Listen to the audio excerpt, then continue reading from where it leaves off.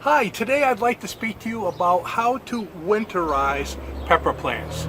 These specifically are cayenne peppers, but you could do it with poblano, you could do it with any of your hot peppers, with the Caspasian, and some people say you could even do it with bell peppers, but bell peppers are a little trickier.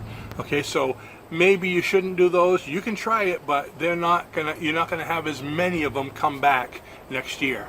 So let's deal with the cayenne peppers.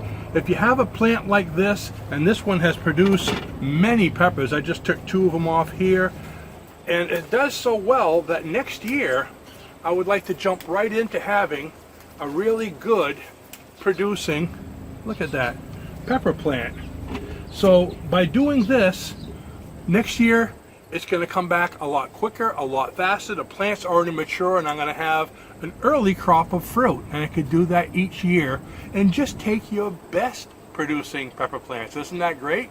So here's how you would do it. The first step is to take the plant. Now I grew mine in grow bags, so you can leave them in the grow bag throughout the winter, but I actually made my own little pot out of a bottle because I'm out of pots. I use grow bags. Okay, so I'm going to show you how to do one in a pot, but the other one I'm going to leave in the grow bag. So what you would do is, let me take this here, and I'm going to put this right in here so you can see me cutting it down. The first part is to take the fruit off, of course. Let's see.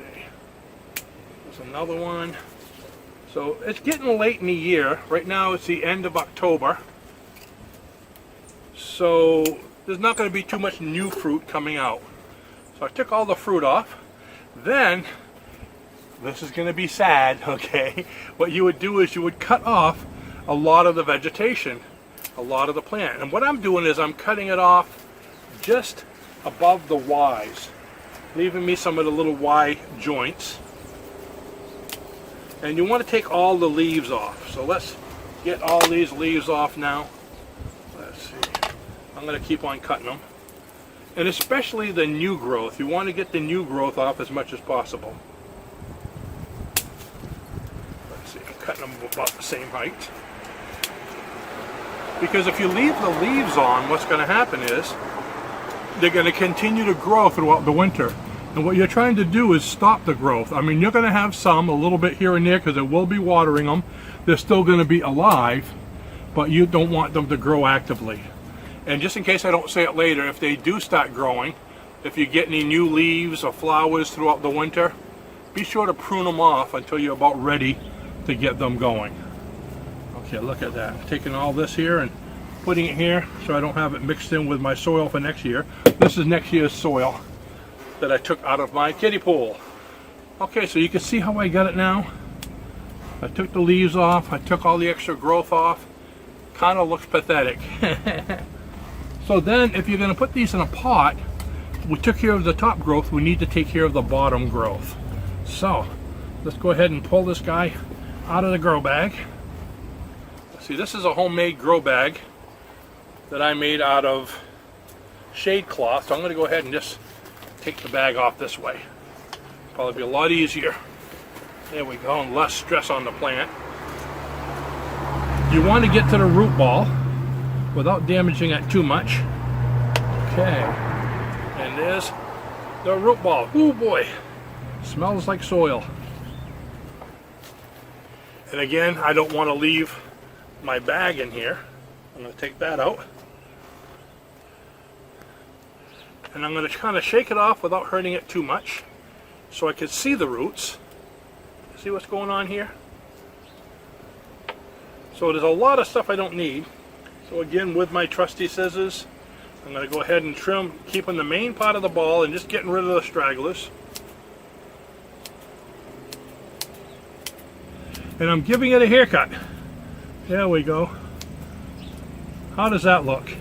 Then all you need to do is get some nice, see, I got some nice dry soil in here.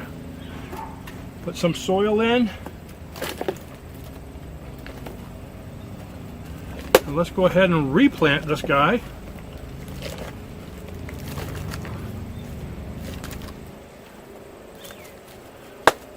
So it's going to be all set to be winterized. Now in the spring, all I have to do is start giving it light, maybe put it underneath a grow light wherever I'm going to have it, and start watering it a little bit, and I'm going to start seeing the leaves coming in and growth coming in. I'll make sure there's no leaves on it now. And then it's going to be all set to replant it outside. But look at the stalk already, how big the stalk is.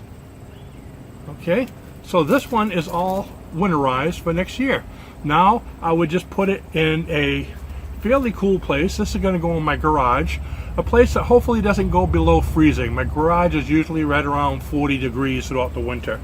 So that's just going to go in the garage, and in the spring we'll be all set. Now you're going to want to make sure the soil doesn't dry out. Sometimes you put it in the garage and it gets forgotten, doesn't it? Okay, so come down and spray it a little bit or give it a little water just to keep it fairly moist, but without the leaves. Now, how am I going to do it with this one? This here is already in a grow bag, and most of the fruit's gone from this one. So there's a little bit. That guy's kind of scraggly. So with this one here, we're just going to kind of go like that, take care of that. Boom.